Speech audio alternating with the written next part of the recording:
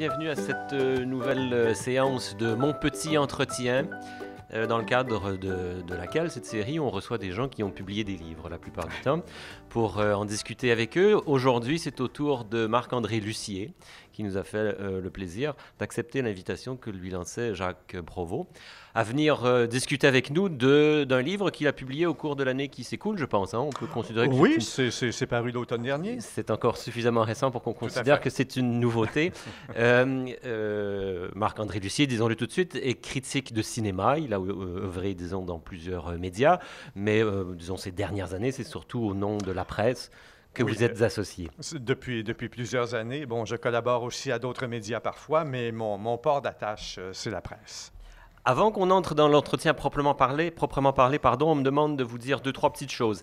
C'est un entretien, donc je vais avoir pendant quelques minutes, avant vous peut-être, le privilège de poser des questions à Marc-André Lussier, mais ce sera votre tour aussi avant longtemps. Et pour ce faire, si vous voulez poser une question, si vous voulez intervenir, il faudra le faire en vous tenant devant le micro qui est installé là-bas. La raison pour laquelle on vous demande de bien vouloir vous déplacer, faire ce petit exercice, c'est que, vous l'avez remarqué, l'entretien est enregistré. Et donc, pour que la prise de son soit bonne, il vaut mieux aller parler dans le micro. Ça, c'est la première chose qu'on me demande de vous dire. La seconde, c'est que comme, évidemment, c'est un rendez-vous bibliophile que le Mon Petit Entretien, il faut savoir que si on parle d'un livre, on en fait aussi un tout petit peu la promotion. 3 copies de Mon Cinéma, 350 films à voir ou à revoir, le livre qui est au programme aujourd'hui, seront à tirer à la fin de l'entretien. On vous a sans doute rendu ou distribué un petit billet pour qu'on puisse procéder à un tirage tout à l'heure. Et puis si vous n'aviez pas l'immense bonheur ou la très grande chance d'avoir votre numéro pigé tout à l'heure, vous pourrez quand même aller acheter le livre à la coopérative du Cégep Édouard-Montpetit, où il sera mis en vente avec un rabais de 25% pendant les 2 prochaines semaines. Voilà pour l'aspect le plus commercial peut-être de notre activité. Je crois que j'ai tout dit à ce sujet. Bien. Alors, bonjour Marc-André. Bonjour. Merci encore une fois d'être avec nous. Ravi d'être là. Si vous voulez bien, on pourrait peut-être commencer par essayer d'expliquer ce que c'est que ce projet. Oui. Il y a des chiffres et il y a des pronoms personnels. Et il y a beaucoup de listes de 10 meilleurs films de l'année. Parce que l'idée, ça a commencé comme ça. En fait, ce livre est une version enrichie d'un petit livre que j'avais déjà publié il y a plus de 5 ans maintenant. Et l'idée, c'est que un jour, en faisant du ménage, lors d'un déménagement, je suis tombé sur de très vieux cahiers qui datent des années 80 et dans lesquels, à l'époque, j'en faisais pas un métier encore, j'étais encore assez jeune et ma passion, c'était le cinéma et j'écrivais des notes sur tous les films que j'allais voir en salle et j'allais en voir beaucoup. Je passais pratiquement toutes mes soirées au cinéma et tous mes week-ends. Et c'est en lisant ces notes-là, et aussi à l'époque, j'avais déjà commencé à dresser ma liste des 10 meilleurs films de l'année, et exercice que j'ai fait vraiment tous les ans. Et donc, je suis parti de ça, puis j'ai dit, ce serait peut-être une bonne idée de partir de ces listes-là et de ces notes-là de l'époque pour redresser vraiment là, la liste des 10 meilleurs films chaque année à partir de 1983 dans cette version, jusqu'à 2017. Donc 35 palmarès annuels de 10 films, ce qui donne le 350 films que vous annoncez sur le titre. Et on a aussi reproduit les notes que j'avais écrites à l'époque ou alors les articles qui sont sortis à l'époque où les films ont pris l'affiche, mais avec un regard rétrospectif, parce que dans chaque chapitre, il y a un regard rétrospectif sur la liste que j'avais dressée à l'époque, et parfois en les assumant très bien, et d'autres fois en les assumant moins, en me posant des questions pour dire « mais pourquoi j'ai fait ce choix-là ?» Et aussi, comme j'ai la chance de rencontrer plusieurs artisans du cinéma un petit peu partout. On fait des portraits d'acteurs et de cinéastes. Et, voilà. C'est-à-dire que peut-être pour les gens qui n'ont pas encore eu l'occasion de le feuilleter, le livre, pour chaque année, il y a donc la présentation sur 3 ou 4 pages des 10 films que vous avez retenus comme étant les meilleurs de cette année-là, ou que vous aviez retenus à cette époque comme étant les meilleurs. Donc, par exemple, qui étaient mes préférés. Vos préférés, oui. Voilà. Il faudra le dire tout à l'heure peut-être, mais on peut déjà l'affirmer une première fois. C'est une liste très subjective. Tout à fait, complètement. Donc, je reste un peu dans l'architecture du livre, là. Pour chacune des années, donc, 10 titres présentés sur 4 pages, donc quelques lignes d'époque pour présenter chacun. On nous dit, par exemple, je ne sais pas, moi, j'ouvre un peu au hasard, là. Le premier titre de 1996, c'est Dead Man Walking, n'est-ce pas, de Tim Robbins. Et là, on aura en deux ou trois phrases tirées de la presse du 21 décembre 1996, la présentation du film. Et quelques éléments critiques aussi. Quelques éléments critiques. On pourrait, si vous voulez, le lire. Hein. Écrit et réalisé par Tim Robbins, d'après le récit de sœur Hélène Préjean, ce film redoutable aborde un sujet complexe de façon intelligente, avec une justesse de tous les instants. Donc vous voyez que c'est évidemment assez enthousiaste, c'est le premier, c'est votre préféré de l'année peut-être. La scène finale, qui prend des allures de crucifixion, nous restera longtemps en mémoire. Je ne sais pas si c'est votre cas, mais manifestement, vous ne l'avez pas oublié, Marc-André Lussier. Là, ça fait quoi? Ça fait 22 ans, 23 ans de ça? Eh bien, à l'époque, vous disiez, il ne s'est rien fait de plus fort au cinéma américain cette année. Ah, ça se peut.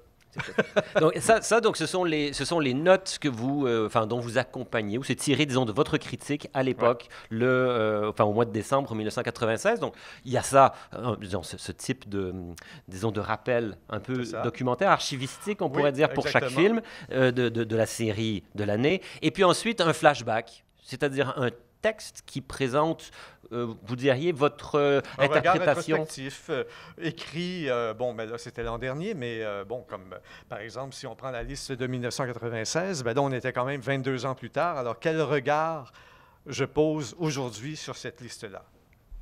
Et ça s'intitule « Le meilleur des Cohen ».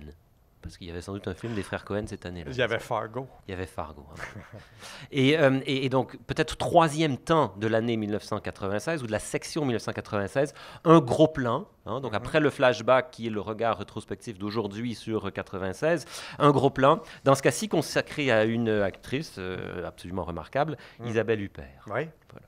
Qui a dû tourner, elle a tourné de grands films à peu près tous les ans, mais qui a dû tourner un film assez marquant en 1996, si elle figure cette année-là.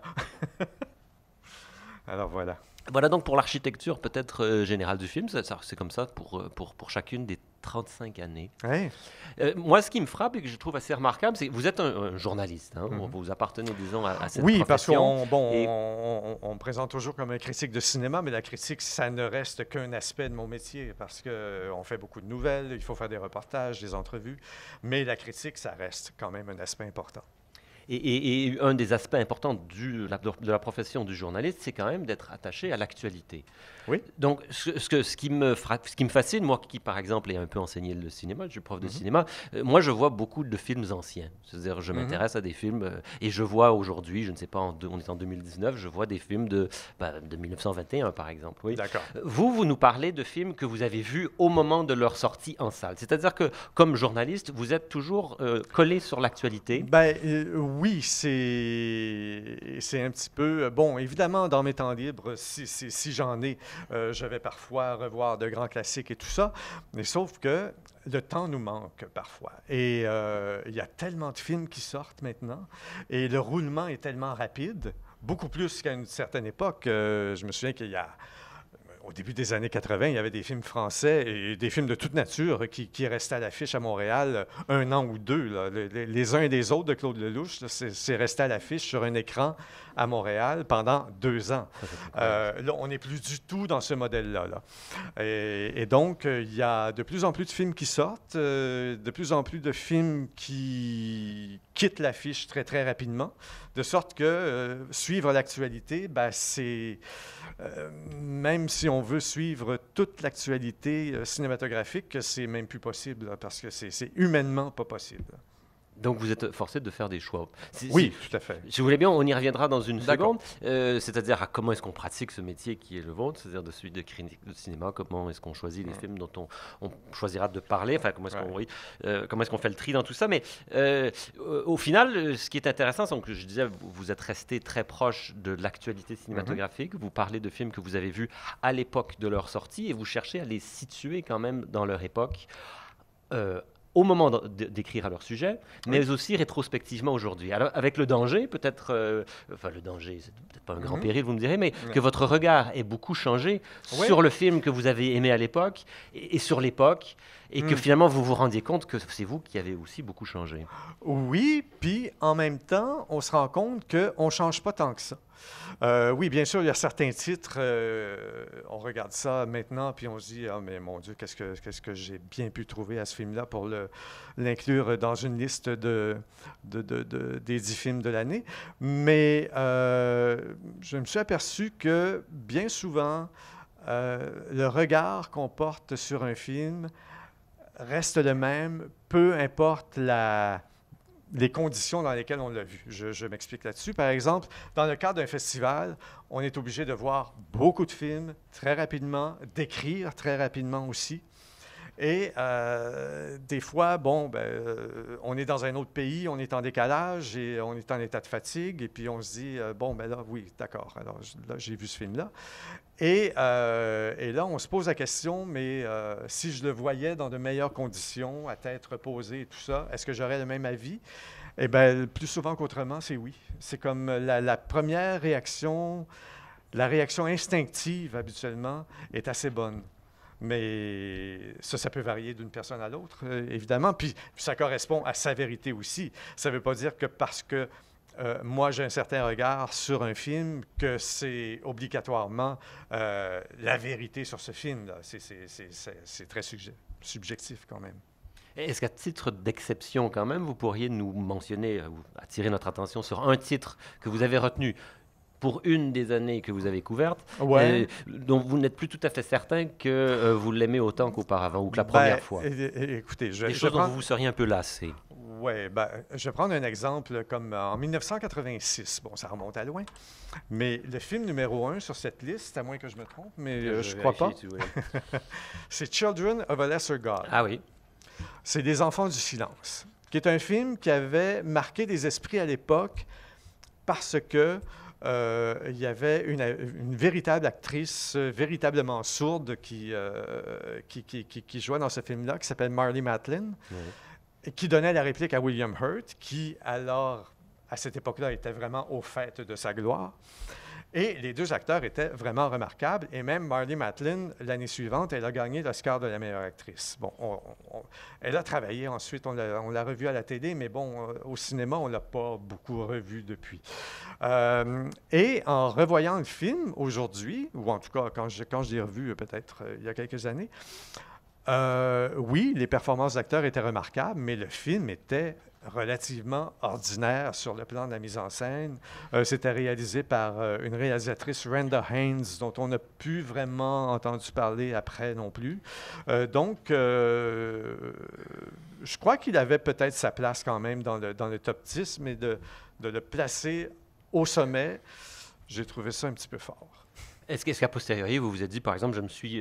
c'est sûr que vous nous parlez là de la performance des acteurs. Je me suis laissé attendrir par l'argument, c'est-à-dire par le sujet du film, dont on pourrait rappeler là qu'il s'agit quand même d'une histoire d'une jeune femme qui est complètement sourde. Hein. Oui, tout à fait.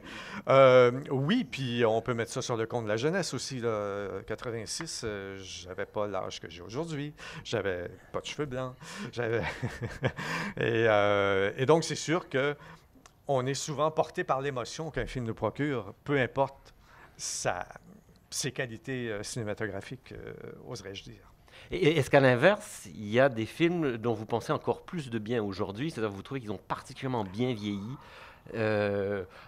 qui vous avez déjà séduit peut-être à l'époque, mais que vous placeriez encore plus haut dans votre liste et peut-être même que vous metteriez au fait de la liste de vos films favoris de tous les temps?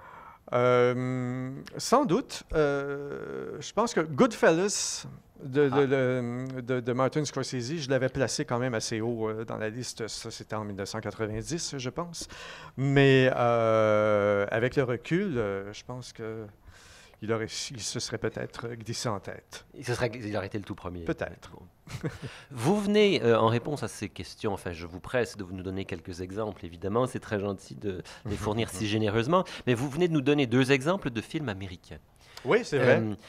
Est-ce que vous pourriez nous donner une idée, disons, de la proportion qui est occupée par le cinéma américain comparé, parce que je peux annoncer, pour ceux qui n'ont pas encore eu le livre en main, qu'il y a du cinéma autre qu'américain, autre qu'hollywoodien, il y a du cinéma français, il y a du cinéma Beaucoup québécois. De cinéma français, alors, d'ailleurs. On sent que c'est aussi un cinéma auquel vous êtes assez attaché, en tout cas un cinéma national. Oui. En fait, mon amour du cinéma est né, je dirais, grâce à François Truffaut, dont j'ai découvert les films plus tard, parce que là, j'étais beaucoup trop jeune au moment de leur sortie. Ou en tout cas, je me souviens d'avoir vu Le Dernier Métro, par exemple, lors de sa sortie, parce que ça, c'était en 1980. Mais François Truffaut avait commencé bien avant. Mais c'est en voyant Le Dernier Métro que j'ai eu envie de découvrir l'œuvre de François Truffaut. Et à l'époque, il fallait vraiment, là, pour découvrir l'œuvre d'un cinéaste, là, si on n'était pas dans une école, il fallait vraiment faire le tour des cinémas de répertoire et puis éplucher les horaires pour les trouver, puis aller à l'époque au Théâtre Outremont, au Ouimetoscope, puis tout ce genre d'endroits, ou à la Cinémathèque. Et donc, en voyant la filmographie et les films de François Truffaut, ça a comme été vraiment une révélation. Puis ça m'a permis un attachement très fort au cinéma français, qui est peut-être moins fort aujourd'hui, là, parce que le cinéma français a aussi beaucoup évolué. Mais c'est sûr que dans les années 80, 90, plusieurs films français m'ont beaucoup plu.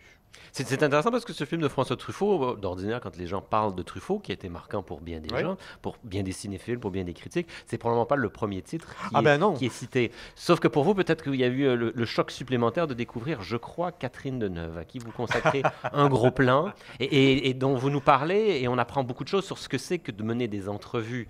Oui. Quand on fait votre métier, avec des actrices, avec des acteurs, avec des réalisateurs ou des réalisatrices, en lisant ce que vous avez écrit sur Catherine Deneuve. Et peut-être que vous pourriez nous en parler un tout petit peu.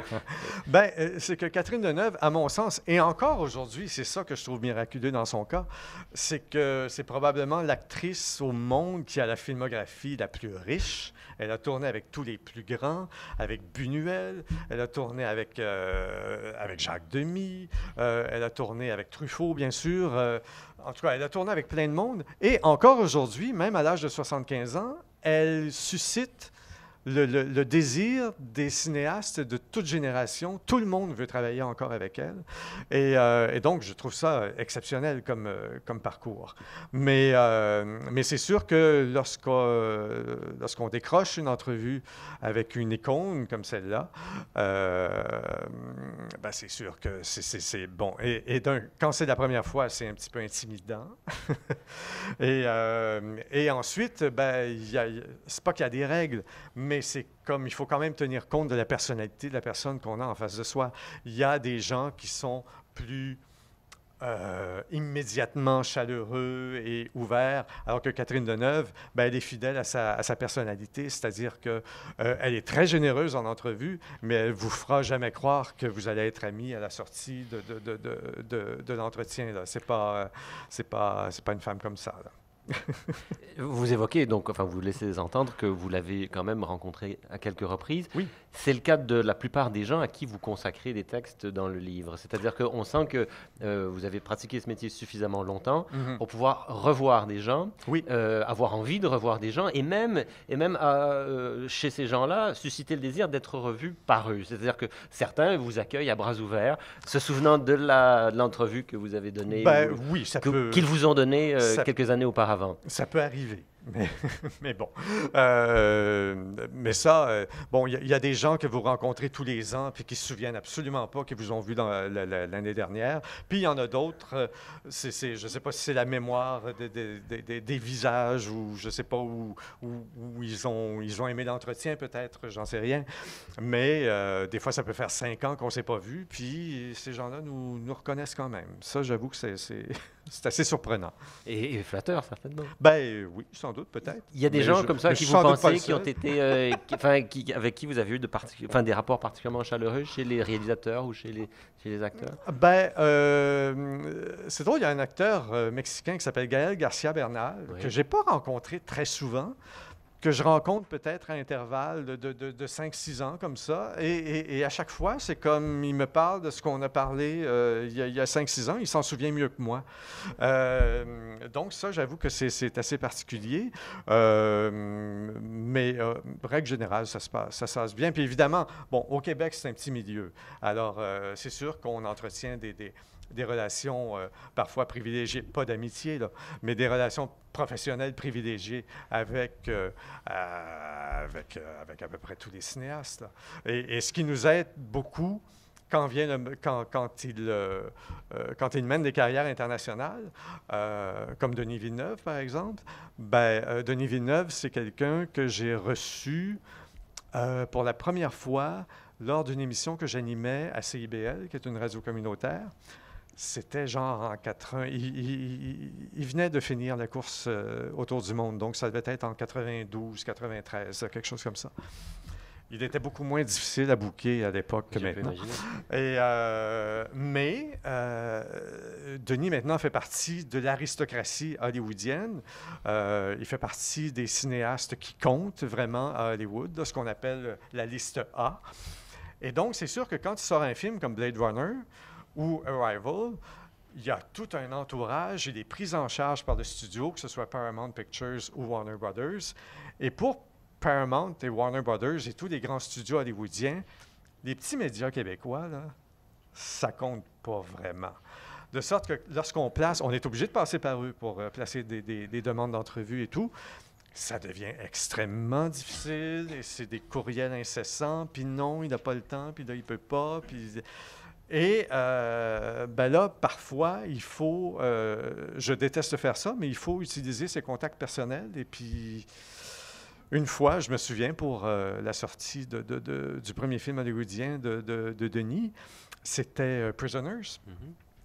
Et j'avais eu des échanges avec la Warner Brothers. Ça avait duré 2 jours et puis il n'y avait absolument rien à faire.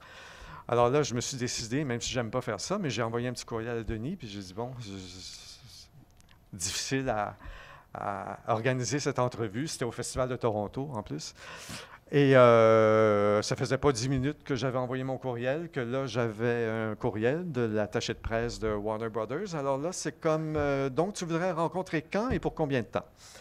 Alors, c'est comme ça, tu sais. Donc, ces contacts-là, le fait qu'on évolue dans un petit milieu, dans le cinéma québécois, ben, en tant que journaliste, moi, ça m'aide. Quelquefois, ça facilite les Oui, choses. tout à fait. Bon, peut-être qu'avant qu'on propose de poser une question ou deux aux gens qui sont dans la salle, au sujet peut-être des films que vous couvrez dans votre livre, maintenant qu'on a parlé du cinéma américain, du cinéma français, à travers quelques exemples, vous ouvrez un petit peu la porte sur le cinéma québécois, en parlant de Denis Villeneuve, qui a eu quand même une carrière au Québec et qui continue d'en avoir une, depuis qu'il fait aussi des films aux États-Unis. Vous avez réservé une place importante, à la fois donc, dans vos sélections annuelles, mais aussi dans les portraits que vous faites au cinéma québécois. Oui.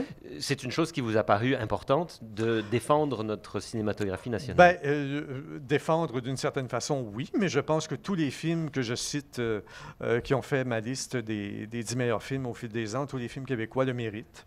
Il y a eu d'excellents films qui se sont faits au Québec au cours je dirais, même des 20 dernières années.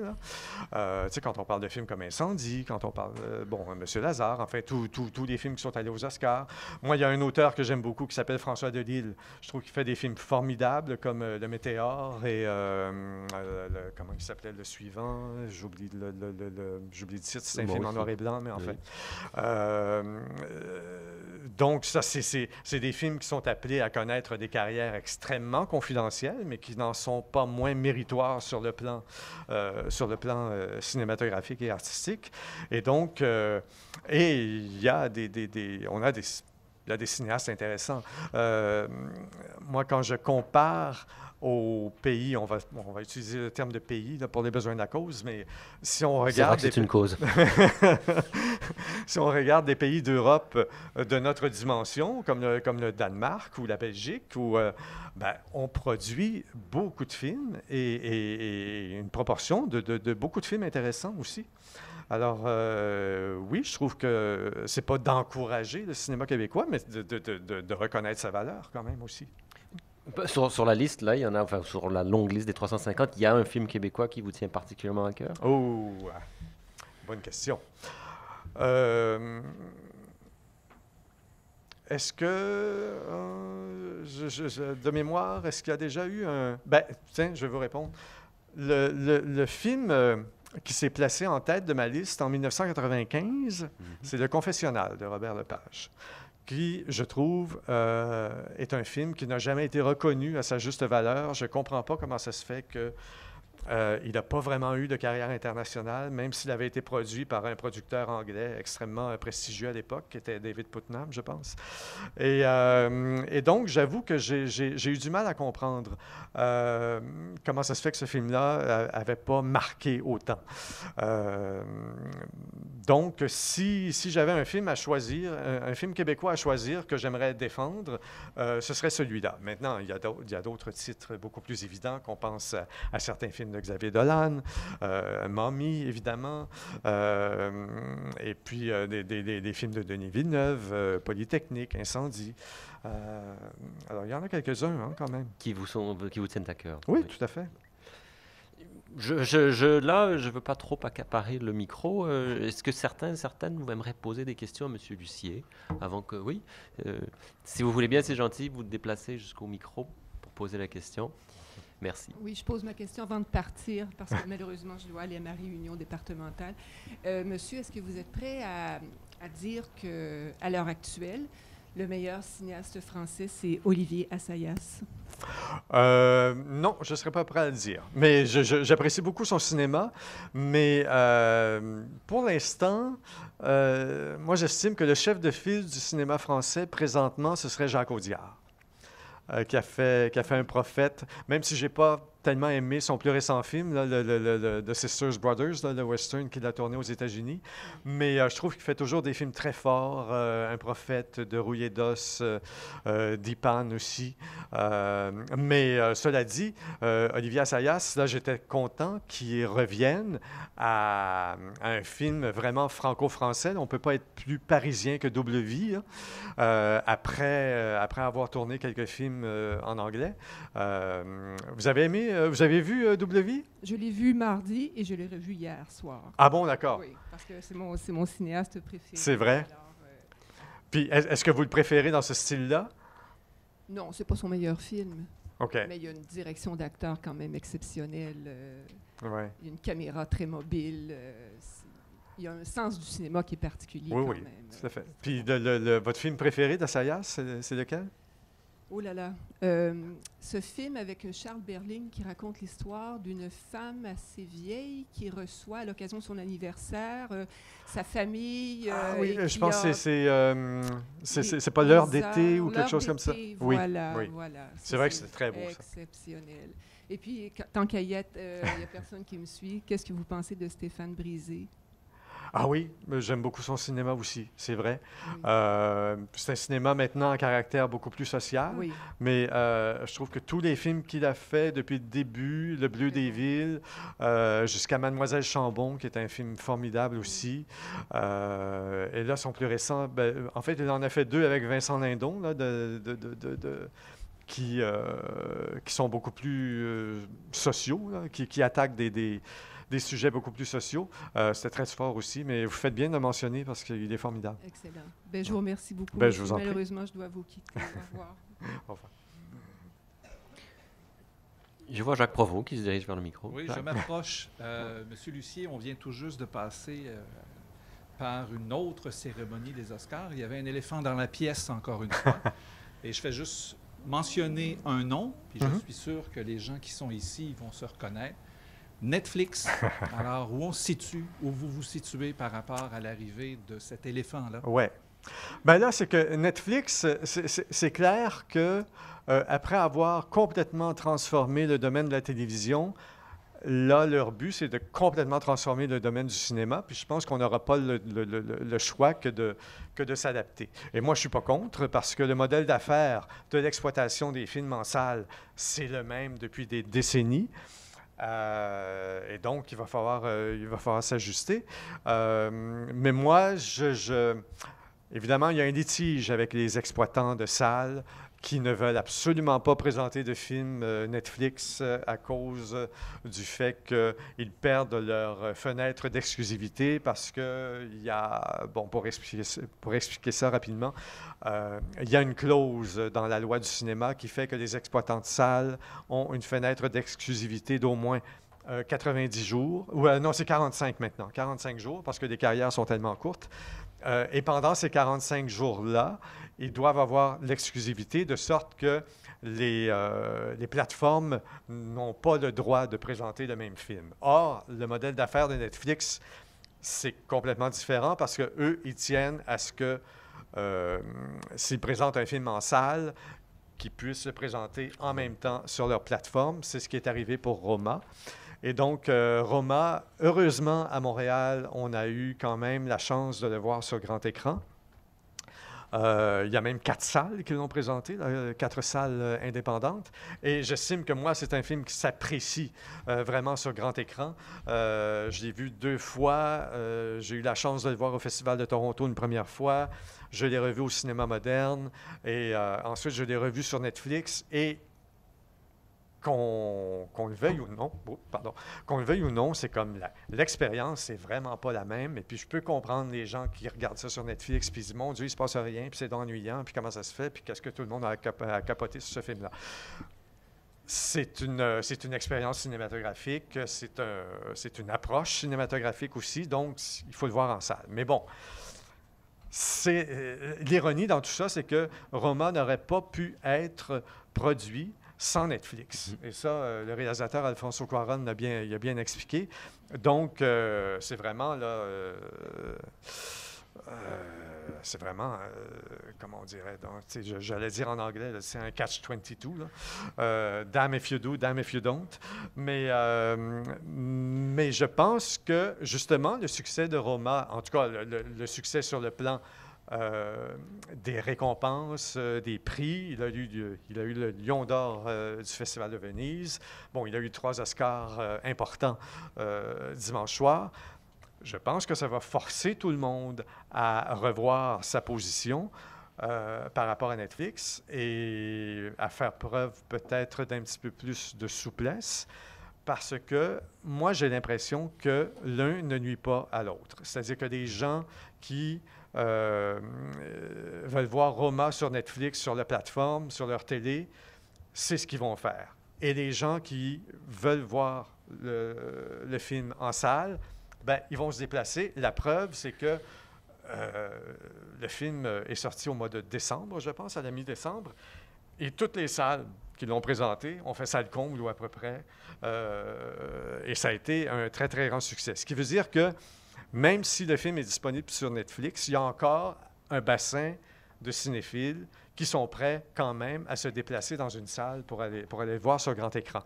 Et ça, je pense que c'est une donnée dont les exploitants de salles devraient tenir compte parce que moi, j'ai l'impression qu'ils ne sont même plus en concurrence d'une certaine façon. En tout cas, pour ce genre de film-là. Vous avez l'impression que ce sont 2 mondes qui évoluent de oui, façon complètement parallèle. Oui, absolument, et 2 mondes complètement différents. Mais vous alors, vous évoluez dans lequel des deux? Comme critique de cinéma. C'est sûr qu'en tant que cinéphile, je préférerais toujours aller voir des films sur grand écran. Et vous vous adressez à des gens dont vous faites l'hypothèse qu'ils ont le même avis que vous sur cette question. Oui. Parce que quand même, d'ailleurs, il faut revoir la politique dans les médias. Comment on parle de ces films-là? Oui. Parce que pour l'instant, nous, dans les critiques de cinéma qu'on publie le vendredi, on ne parle que de films qui sortent en salle. On a une autre chronique qui s'appelle « Sur des écrans » où parfois on peut intégrer des films qui sont uniquement présentés sur les plateformes. Mais ce qui nous a sauvés, d'une certaine façon, dans le cas de Roma, c'est qu'il a pris l'affiche en salle. Donc, on a pu vraiment le traiter comme un film régulier, et même un petit peu à part, parce que j'étais tellement enthousiaste que j'ai carrément écrit une critique qui a été un petit peu plus longue que d'habitude et qui a été publiée de façon séparée. Vous avez senti qu'il fallait vraiment défendre ce film Je ne sais pas ou en tout défendre, cas, mais à tout le moins partager souligner son importance. Et souligner son caractère exceptionnel Oui. et sa qualité exceptionnelle aussi. Dans nos barèmes d'étoiles, moi, habituellement, le maximum d'étoiles que je donne à un film, c'est 4 étoiles. Et habituellement, je donne 4 étoiles à un film s'il a le potentiel peut-être de figurer sur ma liste des 10 meilleurs films à la fin de l'année. Et pour Roma, j'ai donné 4,5, ce qui est vraiment exceptionnel. Ça m'est arrivé peut-être 4 fois dans ma carrière. Vous voulez nous dire en 2 mots pourquoi vous êtes si enthousiaste face à Roma? Parce que c'est un accomplissement cinématographique à tout point de vue, autant sur le plan du récit, du thème, de la façon dont Alfonso Cuarón a retransmis ses souvenirs d'enfance sur grand écran, la photo qu'il a signée lui-même, qui est absolument exceptionnelle. Il y a des plans-séquences vertigineux là-dedans. Alors, quand on aime le cinéma, forcément, on est sensible aussi à ces aspects-là du film. Et vraiment, là, pour moi, c'était un film parfait d'un bout à l'autre. Il n'y avait pas un plan de trop, il n'y avait pas un plan qui manquait. C'était vraiment formidable. Et il vous semble impensable de le regarder, par exemple, sur votre téléphone là, que vous avez devant vous, posé dans un étui identifié au logo du Festival de Cannes. Oui. Excusez. Est-ce qu'il y a d'autres productions, que ce soit par exemple les séries, parce que bon, on s'adresse à des gens aussi dans la salle là, pour qui le cinéma, c'est notre cas à nous tous, finit finalement par se confondre un tout petit peu avec Absolument. les séries. Les séries deviennent très cinématographiques. Et de plus en plus de séries sont réalisées par de grands cinéastes aussi. Voilà. Ouais. Est-ce que certaines donc pourraient, à votre avis, là, commencer à connaître des carrières en salle de la même manière, enfin une carrière parallèle en salle de la même manière que le film d'Alfonso Cuarón l'a fait? C'est une bonne question. J'avoue que j'y avais pas pensé parce que le modèle d'exploitation en salle est tellement différent. Je vois mal comment on pourrait présenter une série de 10 épisodes, par exemple, de Young Pope ou de The Crown dans les salles de cinéma. À moins de faire un épisode particulier, comme l'aurait fait un David Lynch, par exemple, à une époque pour Twin Peaks. Ou alors les présenter en tranches de 2 épisodes, ce qui fait 2 heures, ou je sais pas. Mais ils auraient les qualités cinématographiques pour tenir, disons, pour constituer un spectacle satisfaisant en termes de cinéma. The Young Pope, c'est réalisé par un cinéaste italien qui s'appelle Paolo Sorrentino, qui avait gagné l'Oscar du meilleur film en langue étrangère il y a quelques années pour La Grande Beauté. Et j'avais eu la chance d'être au Festival de Venise lorsqu'il a présenté en primeur les 2 premiers épisodes de sa nouvelle série, qui étaient très attendus, évidemment. Et en conférence de presse, il avait expliqué que pour lui, il n'y avait plus aucune différence dans l'approche de faire un film ou de faire une série. Il dit, moi, avec The Young Pope, j'ai simplement fait un film qui dure 10 heures. Alors, Qui est un rêve de cinéaste, au fond, peut-être. Absolument, parce que ils ont alors la chance de développer encore plus les intrigues, les personnages. Oui, c'est très attirant. Et en plus, c'est que les chaînes spécialisées maintenant, Netflix, mais aussi HBO, puis il y en a d'autres, ils ont des moyens énormes qui n'existent presque plus dans le cinéma, à part pour, évidemment, les grands films de studio, les films de super-héros et tout ça. Mais pour les visions d'auteurs, ça devient de plus en plus difficile à trouver du financement dans le système du cinéma. Donc, vous diriez que peut-être que l'avenir, disons, du cinéma d'auteur se trouve plus, disons, à la télévision, voire sur les chaînes spécialisées, peu importe le moyen avec lequel on diffuse les œuvres, plutôt qu'en salle. Oui, mais en même temps, je trouve qu'il y a des films comme Roma qui méritent une distribution en salle. Alors là, c'est un cercle vicieux. Oui, là. c'est ça. Je ne sais pas si d'autres personnes aimeraient se lever vers le micro. Moi, j'ai préparé quelques questions encore, mais comme je vous le dis, je suis un peu gêné d'avoir ce privilège de poser toutes les questions. Monsieur.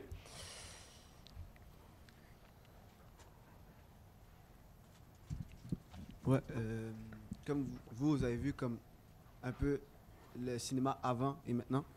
Est-ce que selon vous, le cinéma était mieux avant ou mieux maintenant avec tout ce qui est montage, tout ce qui est, dans le fond, les fonds verts. Ah, sur le plan de la production, Exactement.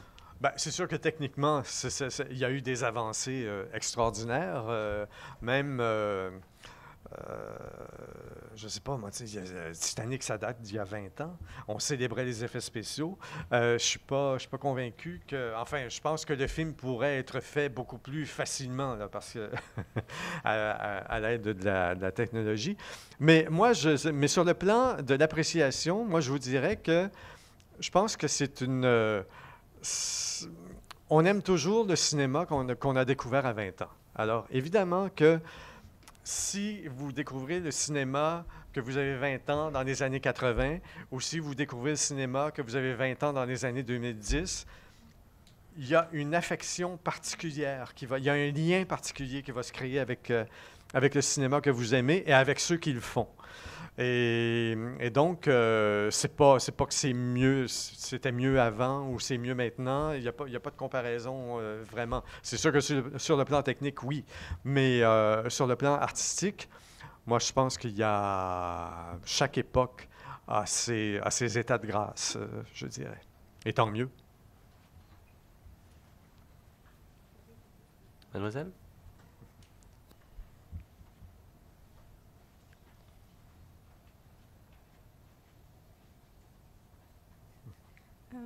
Avec votre passion pour le cinéma, auriez-vous voulu devenir peut-être réalisateur? Ben non, curieusement.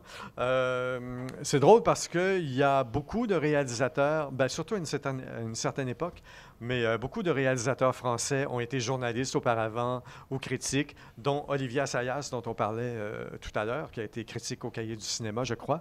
François Truffaut a été critique. Il y a plein de cinéastes de la Nouvelle Vague, Claude Chabrol et tout ça. Tous ces gens-là sont passés par la critique. Chez nous, il y a Denis Côté, qui a été critique de cinéma avant de devenir réalisateur. Mais moi, mon plaisir envers le cinéma, il en est un de spectateur. Alors, ça n'a jamais été vraiment dans mes ambitions de réaliser moi-même un film un jour. Et puis, ce que je constate aussi chez les critiques qui deviennent cinéastes, c'est qu'ils n'ont plus le temps de voir de films. Alors, ben, moi, je ne veux pas ça. Moi, j'aime ça, voir des films. Merci. Vous êtes quand même, en tant que critique, un spectateur d'un genre particulier, c'est-à-dire une espèce de spectateur hyper spécialisé, si je peux me permettre. Vous me direz si je me trompe ou si j'exagère, mais ce que je veux dire par là, c'est que vous abordez les œuvres, quand il s'agit d'écrire à leur sujet, probablement à partir d'un ensemble de critères, plus ou moins, Oui. que vous avez plus ou moins formalisé pour vous-même, que quelquefois peut-être même vous laissez deviner ou vous exposez explicitement à vos lecteurs. Est-ce que vous pouvez nous dire comment on se donne en quelque sorte des points de repère pour se permettre de juger une œuvre artistique comme un film? Mais en même temps, c'est un travail d'information aussi. Alors, il faut jamais perdre de vue que, en premier, surtout lorsqu'on travaille dans un média comme la presse, qu'on s'adresse à beaucoup de personnes et à beaucoup de gens, et que les gens à qui on s'adresse, c'est pas nécessairement des cinéphiles purs et durs qui vont lire tout ce que les magazines spécialisés peuvent publier. Alors, évidemment que c'est un exercice qui reste quand même subjectif, mais mon travail, c'est quand même d'essayer de reconnaître dans un film qui, peut-être, moi, me plaît moins personnellement, de reconnaître des qualités. Là. Par exemple, bon, moi, je ne suis pas très film gore, je ne suis pas très film d'horreur. Ce n'est pas un genre qui m'attire particulièrement. Mais il y a des films qui sont extrêmement bien faits. Get Out, il y a 2 ans, de Jordan Peele, puis là, on attend avec fébrilité Us le mois prochain. C'est du bon cinéma. Et ça, il faut le dire, même si ça nous plaît moins personnellement. Mais pourquoi est-ce qu'il est bon? Pourquoi est-ce qu'il vous semble bon à vous? Une question de mise en scène, une question de propos, une question de traitement de propos aussi. Parce que, par exemple, un film comme Get Out, ça apostrophait quand même des traits de société extrêmement importants, la société américaine. Et quand la manière n'est pas trop spectaculaire, moi, je suis assez réfractaire aux effets, aux gros effets, en fait, aux gros effets dramatiques, que ce soit sur le plan du scénario ou sur le plan de la mise en scène. Alors, je préfère quand l'approche est plus raffinée, disons, ou plus subtile. Alors ça, je vais être sensible à ça c'est sûr. Vous avez besoin qu'un film dise quelque chose sur le monde dans lequel on vit, peut-être, puisque vous gardez en tête le fait que ça reste quand même un médium d'expression assez réaliste, enfin, oui, tout à fait. Qui offre une empreinte du monde, du moins de ses apparences extérieures. Le cinéma nous offre un regard sur le monde, un regard important, puis une vision parfois personnelle de la part du cinéaste. Mais en même temps, je ne suis pas contre le divertissement pur et dur non plus. Là. S'il y a une bonne comédie, une franche comédie qui, franchement, fait rire, très franchement, ça va me plaire aussi, là, puis je vais le reconnaître. Mais les comédies, c'est un petit peu plus difficile, hein, parce que le rire, ça ne se commande pas. Alors, il y a des trucs qui peuvent faire rire certaines personnes qui n'en font pas rire d'autres, et vice-versa. Mais... C'est difficile pour celui qui fait le film, mais c'est aussi difficile pour le critique qui a parlé de l'humour? Oui, à moins que ce soit une évidence, là, vraiment. Là, c'est une comédie réussie au cours de laquelle on rit vraiment, et surtout si on y a assisté dans une salle où il y a un effet d'entraînement, ben là, c'est sûr que ça confirme des choses à ce moment-là. Mais voir une comédie pas très réussie, en visionnement de presse, alors qu'on est comme 6 journalistes dans la salle, ça, c'est moins fun. Mais vous en parlerez quand même? On en parlera quand même. Vous en parlerez quand même. Ben oui. Vous avez ouvert la porte à, disons, des remarques sur la question, vous avez ouvert la porte sur la question des genres, disons. Vous avez parlé de comédie maintenant, juste avant de cinéma d'horreur, de film gore. Une chose qui m'a frappé, je ne sais pas si vous serez d'accord avec moi pour considérer que c'est un genre en soi, mais une chose qui m'a frappé, c'est l'absence presque complète de documentaires dans votre sélection. Et même quand il y en a, c'est-à-dire quand il y a des films qui appartiennent un peu, dont la réputation, disons, est d'appartenir à cette catégorie de cinéma, vous hésitez à utiliser le mot. Je crois que, si je peux me permettre, documentariste apparaît une fois pour parler de Michael Moore et c'est tout. Oui. Mais bon. Mais c'est parce que Michael Moore, j'utilise plus le mot trublion. Mais raison de plus pour penser que vous cherchez à éviter le mot de documentaire ou de documentariste. Ça a plus rapport à la personnalité. Mais il faut dire que la popularité du documentaire, de l'exploitation du documentaire en salle, c'est relativement récent. Donc, il y a Michael Moore qui a ouvert la porte, bien sûr, et qu'on évoque là-dedans.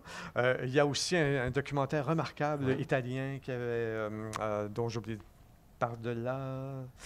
C'était sur les immigrants qui échouaient là, sur Lampedusa. Oui, voilà, exactement.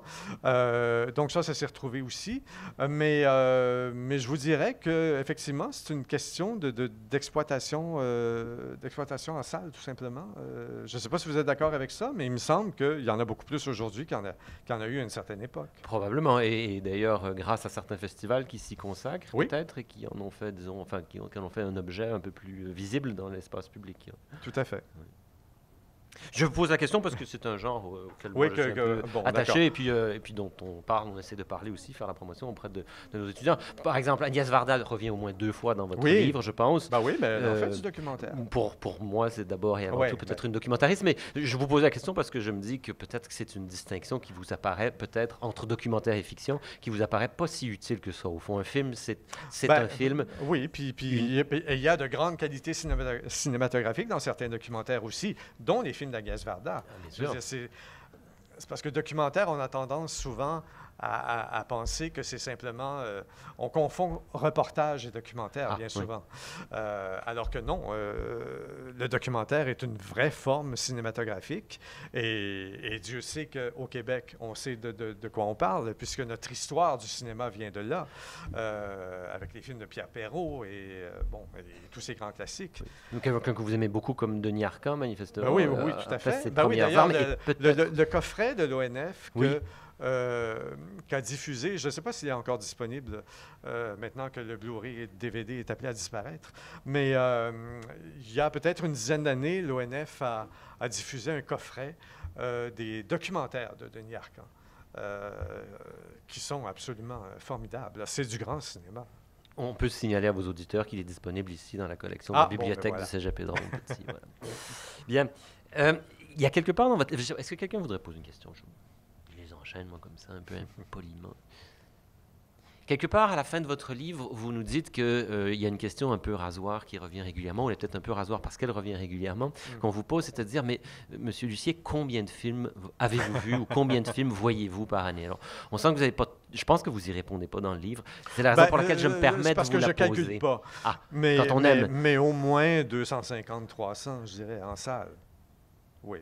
Parce que il faut compter là-dedans qu'il y a les périodes de festivals qui font monter la moyenne, là, où on en voit 2 ou 3 par jour.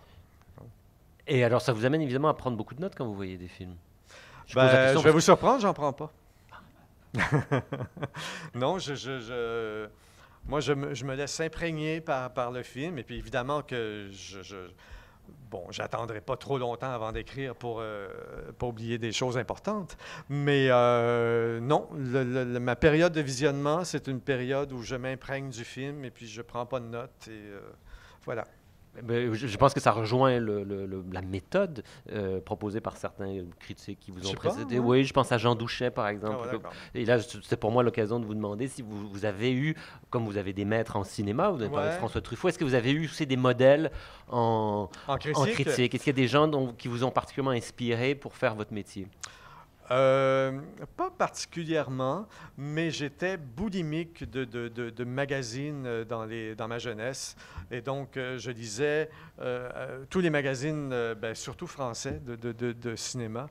Mais peu importe leur orientation, je lisais autant les cahiers du cinéma que le magazine Première, le magazine Studio, quand il a commencé en 1987 avec une partie de la rédaction de Première. Et puis bon, il y avait la revue du cinéma aussi à l'époque. Puis au Québec, il y avait 24 images, il y avait Séquences. Je lisais tous ces magazines-là, mais de pointer un individu en particulier, non, je pourrais pas. Ça, je pourrais pas dire. C'était vraiment ce genre de médias dans leur ensemble. Et alors, vous êtes devenu critique au milieu des années 80, c'est ce qu'on comprend? À la radio d'abord. Parce que, en fait, j'ai eu l'idée à un moment donné, puis je savais pas si ça allait être complètement saugrenu ou pas. Mais, évidemment, j'avais la passion du cinéma, puis j'avais la passion de la communication aussi. Et donc, j'ai eu l'idée, peut-être qu'un magazine cinéma à la radio, ce serait pas si bête. Et donc, CIBL m'a ouvert ses portes à cette époque-là. Ils ont fait un essai, puis je suis resté là 8 ans. Bravo. Mais, malgré le fait que la petite antenne était très, très petite et que parfois, moi, à l'époque où j'ai commencé à CIBL, c'est comme le signal avait de la difficulté à se rendre de l'autre côté de la rue Papineau. Là. Mais quand même, l'émission a gagné une certaine réputation dans le milieu du cinéma d'abord. Et ça m'a permis d'apprendre mon métier parce que là, on m'a offert de faire des entrevues avec des artisans, puis tout le monde est passé à mon micro à peu près.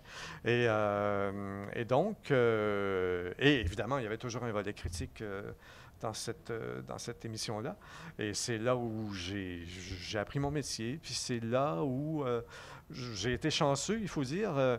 Il y a un des rédacteurs en chef de la presse qui cherchait un pigiste à l'époque pour remplacer quelqu'un d'autre et qui connaissait l'émission et qui m'avait entendu à la radio puis qui m'a demandé « Sais-tu écrire, toi? » J'ai dit « J'écris déjà des notes sur tous les films que je vois là, depuis 5-6 ans. Là. » Bon, il dit « Essaye donc ça. » Fait que j'ai essayé ça, puis ça fait comme 24 ans. Là aussi, ça vous a réussi.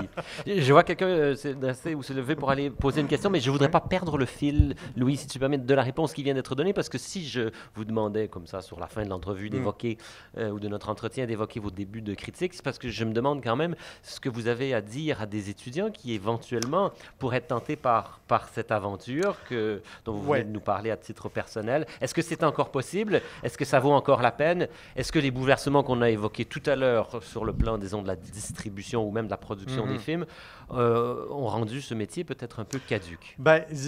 Ça, c'est la grande question et j'ai toujours du mal à donner des conseils à des gens qui viennent me voir, qui voudraient faire la même chose parce que ça a tellement changé depuis l'époque où j'ai commencé.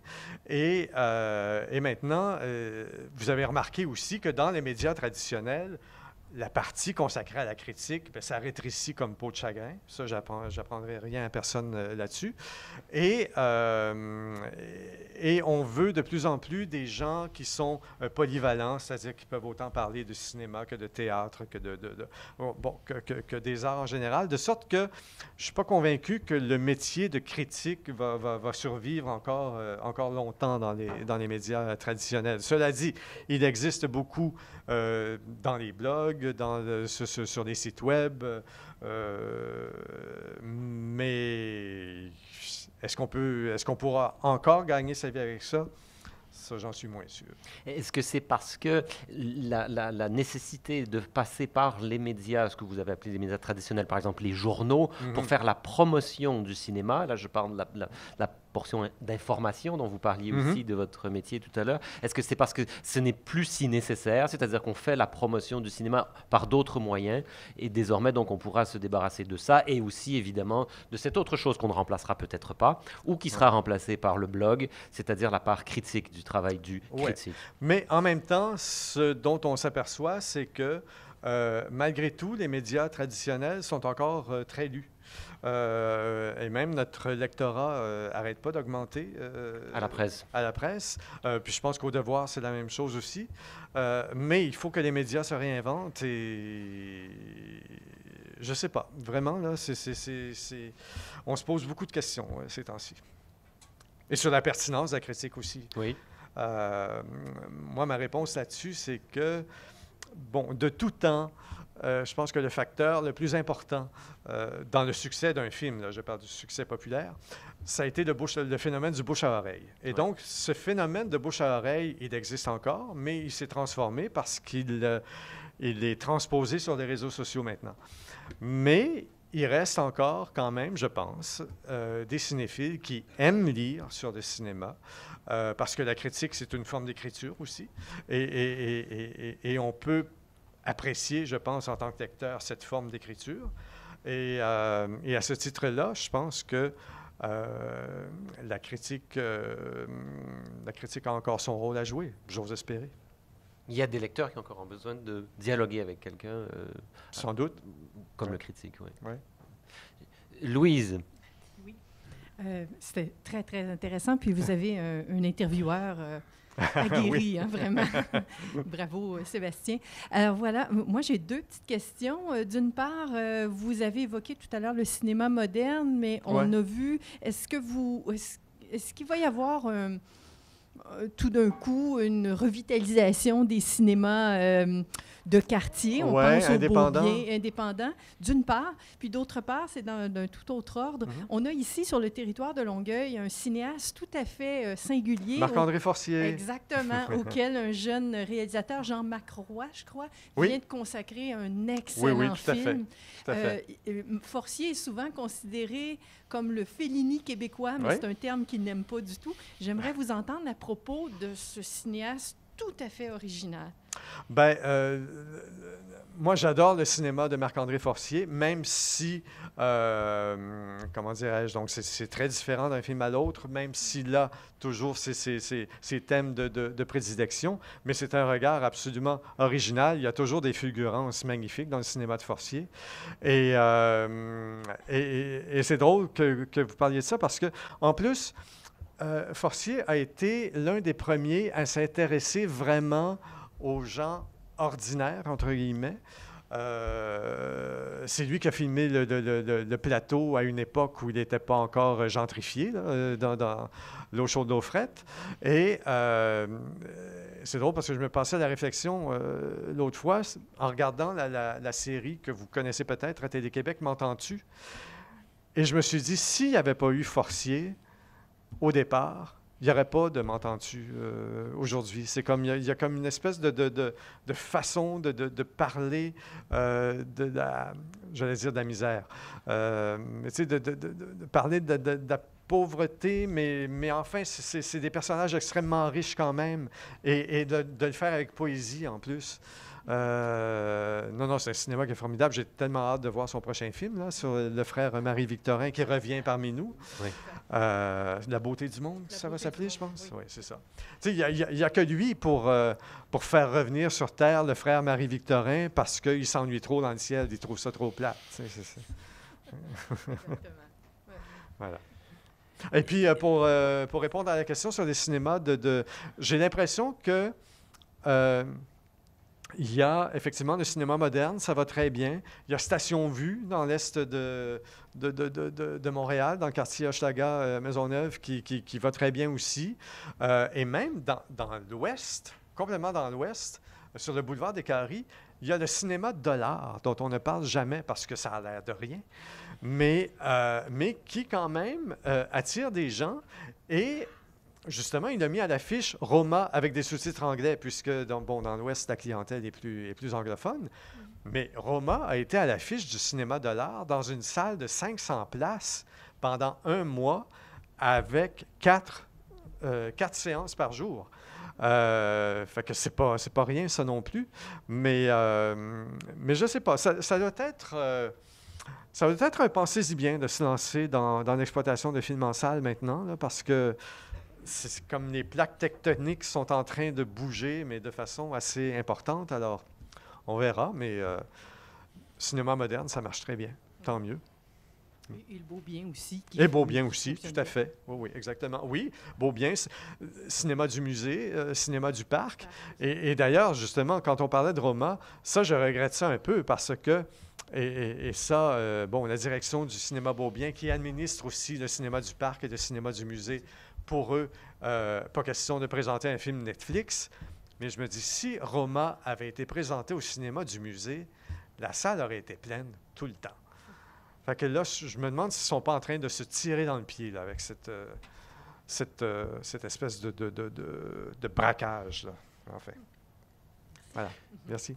Je suis sûr, si je peux ajouter un petit quelque chose, si Louise Levac vous pose cette question-là, c'est parce qu'elle se demande s'il ne serait pas opportun de lancer une petite salle sur la rive sud. Et là, c'est vrai que c'est une question qui s'adresse aux gens qui nous écoutent aussi. Est-ce que le cinéma, disons, dans des conditions de projection, disons, traditionnelles, si vous permettez, c'est-à-dire en salle, projection collective, est-ce que ça a un avenir ailleurs que sur l'île de Montréal? Moi, j'ai l'impression qu'il y a un avenir pour ça, parce que si j'en juge par le nombre de courriels que je reçois de cinéphiles qui ne sont pas de Montréal, qui veulent pas, ou même d'approche banlieue, mais qui veulent pas se rendre à Montréal parce que c'est rendu trop compliqué, puis les trottoirs sont trop glacés, puis il n'y a pas de stationnement. Mais c'est pire à Longueuil, vous savez. Les d'accord. trottoirs, je veux dire.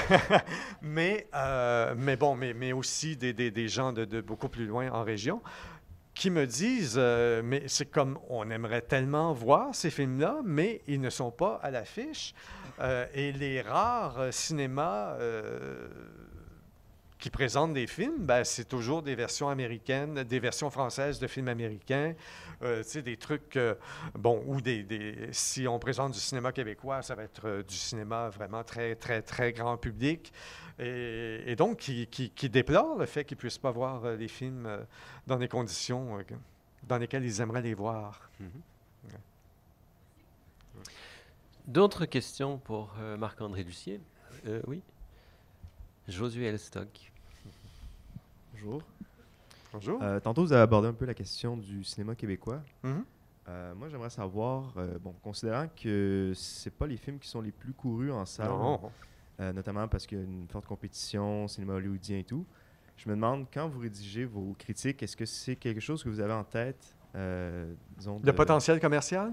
Oui, mais est-ce que vous avez un certain parti pris, disons, pour le cinéma québécois, ou vous êtes plutôt impartial? Si le film est bon, je vais avoir un parti pris, mais s'il ne l'est pas, un mauvais film, c'est un mauvais film, là, qu'il soit, peu importe d'où il vient.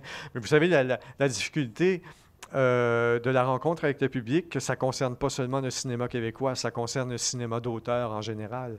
Le cinéma français se porte très, très mal au Québec présentement.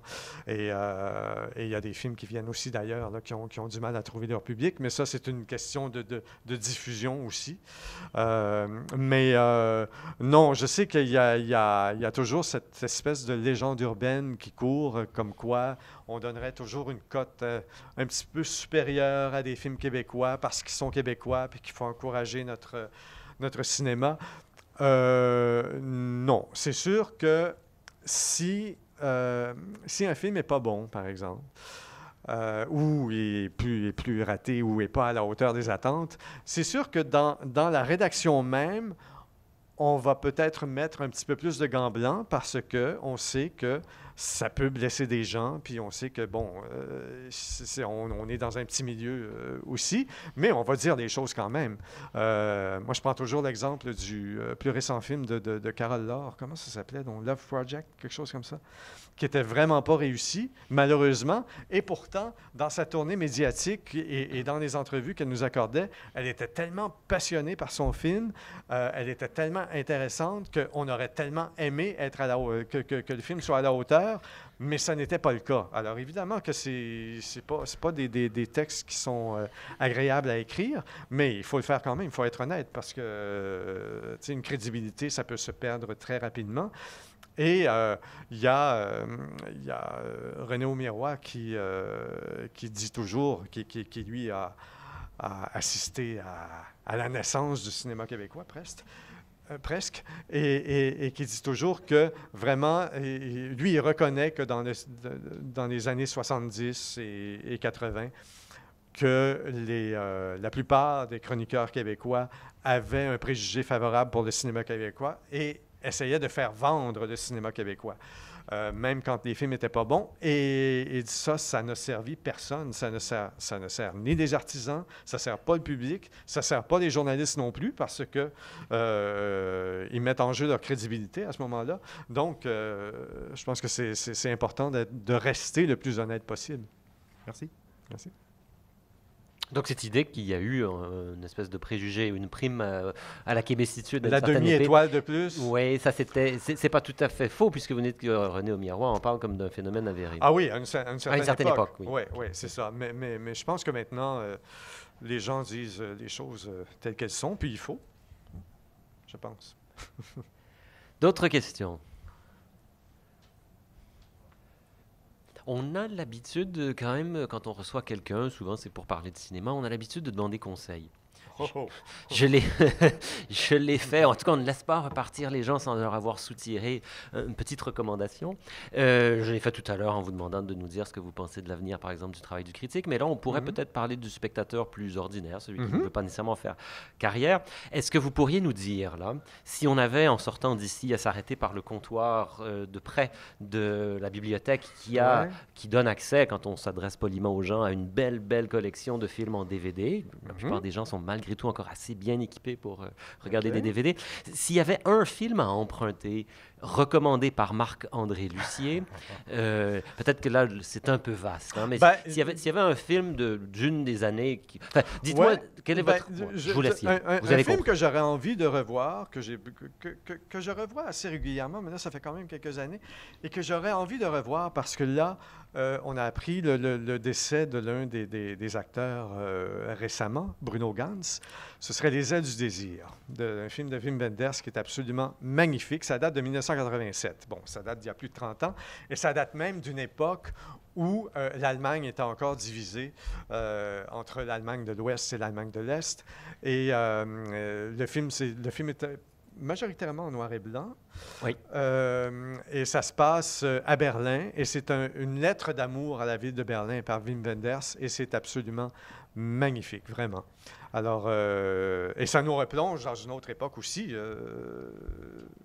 avec plein de poésie, n'est-ce pas? Et là, je sens que de façon assez habile et peut-être même avec un peu de ruse, vous voulez contourner la question du DVD, parce que vous savez que ce film va sortir en salle dans une version restaurée. Ah non, je savais 4K, pas. Oui. Ah bon? Je pense que le cinéma moderne a déjà annoncé, donc on pourra le voir et on peut espérer que ce film fasse des entrées aussi nombreuses que, oui, que Roma souhaitons-le. en a fait récemment. Bon, alors un film en DVD. Non, c'est pas. Non, je trouve que Les ailes du désir, c'est une excellente recommandation. Moi, en tout Wim cas, je trouve que Wenders, c'est Les ailes du désir, 1987. Il est dans votre liste. Oui. Je trouve même que c'est le plus beau film qui a été fait dans les années 80, de la décennie, carrément. Mais là, vous étiez sur une autre piste, alors on ne va pas se priver du plaisir de vous entendre nous faire une autre recommandation. Un film plus récent, alors, j'imagine. Mais vous savez que le DVD et le Blu-ray vont disparaître bientôt. Hein? Faut se À dépêcher. notre là. plus Faut grand en prendre oui, c'est en ça. sortant. Est-ce que vous me permettez de Oui. fouiller un peu là-dedans? Pendant ce temps-là, on va dire aux gens de sortir leurs petits billets parce qu'on va faire le tirage. Je pense que c'est Ah. le temps de faire ça. Mais allez-y, on un vous film laisse. récent, Ah, tiens. oui. Call Me By Your Name. Ça a été mon film préféré en 2016. Peut-être dans la liste de 2017 même. Non, 2017, ben oui, vous avez raison. Oui, Oui. c'est vrai, mon Dieu. Parce que c'est de la beauté partout dans ce film-là, puis ça fait du bien, puis il y a le soleil de la Toscane, puis il y a des beaux personnages, puis ça se passe au début des années 80, à une époque où, on n'était pas, tout le monde n'était pas encore enchaîné à son téléphone portable. Et puis, ouais, je pense que je vous dirais ça. C'est vrai que c'est un film qui nous replonge à l'époque de vos premières amours pour le Exactement. cinéma, le début Oui, des années tout à fait. 80. Alors, c'est peut-être pour ça que j'ai une affection particulière, Oui. allez savoir. Mais je pense que le film a été bien apprécié aussi. Et puis, c'est le film qui nous a révélé Timothée Chalamet aussi. À qui vous consacrez un gros plan. Oui, ben c'est vraiment, je trouve que c'est un jeune acteur d'exception, là, vraiment. Puis j'ai l'impression qu'il va être là longtemps. Déjà, l'an dernier, on a pu le voir dans Beautiful Boy aussi, où il était excellent. Alors, voilà. Je vais, en votre nom à tous, remercier Marc-André Lucier d'avoir accepté notre invitation aujourd'hui, d'avoir répondu à nos questions de Je façon vous en prie. si généreuse et abondante et avec autant de précision. On va vous applaudir. Merci beaucoup. Merci beaucoup.